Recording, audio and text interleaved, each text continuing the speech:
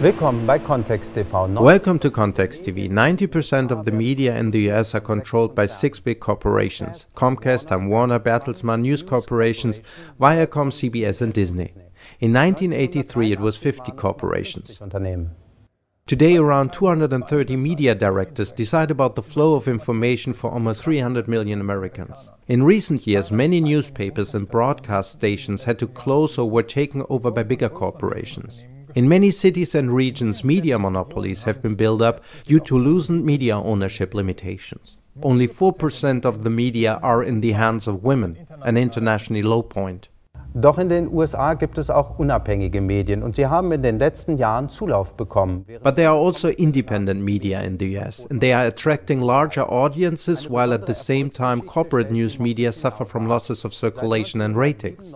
A special success story is Democracy Now!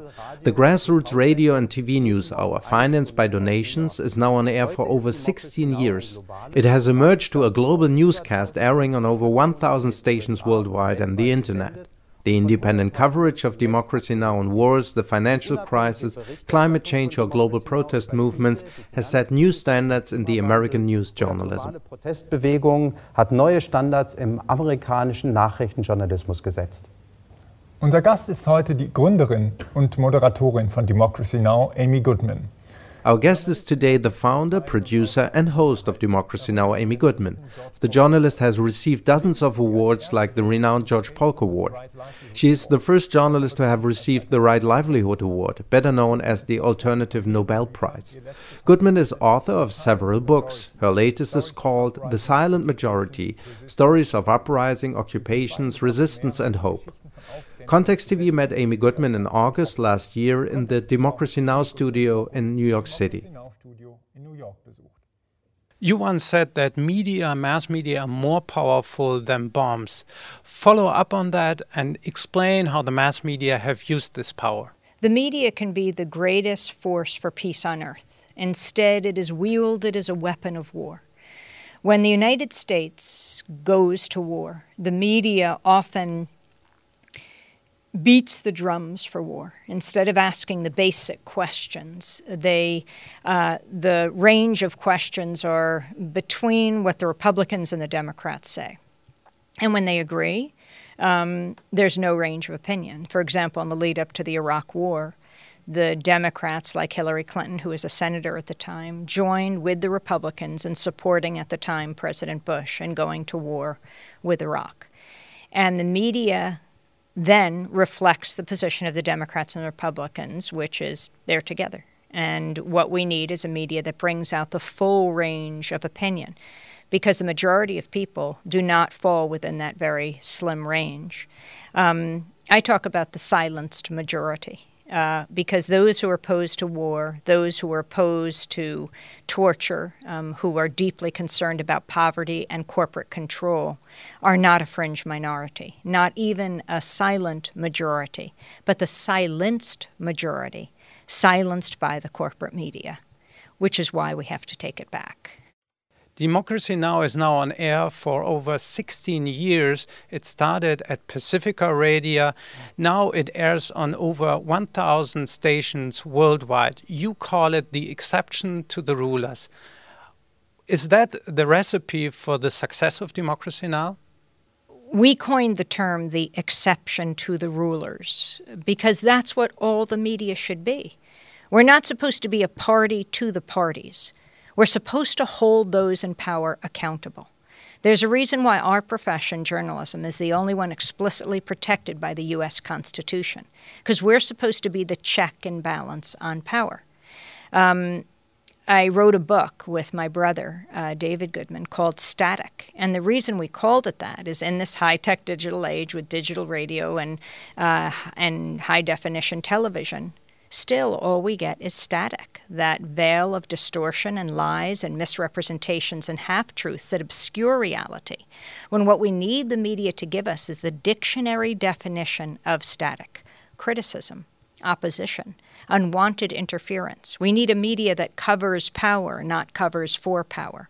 A media that is the fourth estate, not for the state. And a media that covers the movements that create static and make history. That's a media that serves a democratic society.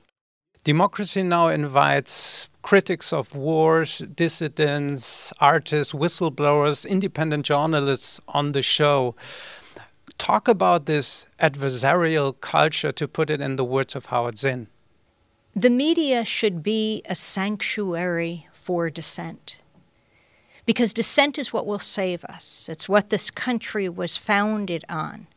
But all too often, the corporate media reinforces the corporate consensus of the corporations, together with the well-funded politicians who are funded by those very corporations. And we are seeing narrowing of points of view being brought out in the media, not a broadening of point of view. And we are supposed to be broadcasting, not narrowcasting. And it's a huge responsibility. I see the media as a huge kitchen table that stretches across the globe, that we all sit around and debate and discuss the most important issues of the day: war and peace, life and death. And anything less than that is a disservice to the servicemen and women of our country, because they can't have these debates on military bases. They rely on us in civilian society to have the discussions that will determine whether they are sent to kill or be killed, will determine whether they live or die. Anything less than that is a disservice to a democratic society.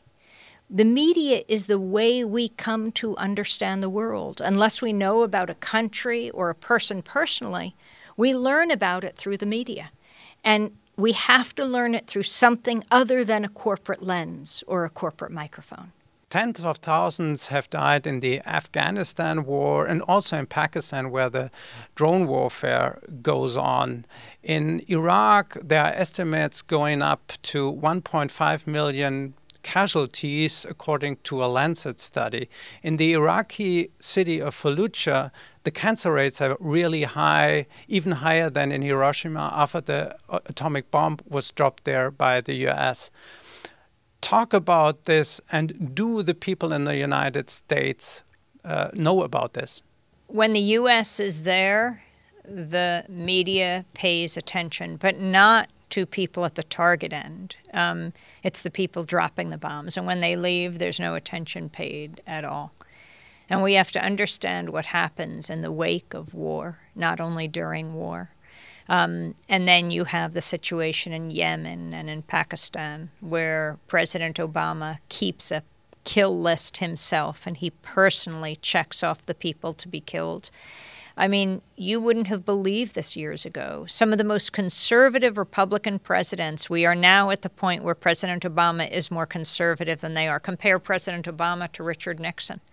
It's an amazing thing to say, but he originally said he would close Guantanamo, one of his first executive orders. He said within a year, and it hasn't been closed. We see the drone war expanding. And sadly, what happens if there aren't casualties, American casualties, people don't pay attention. And drone wars are about hitting buttons on military bases here that lead to deaths of people there. We don't want to see any casualties. I mean, I really do think that in the 21st century, war is not the answer to conflict. And we need a media that brings out the views of the peacemakers, of the diplomats, of the people who've been working for peace instead of those who wage war.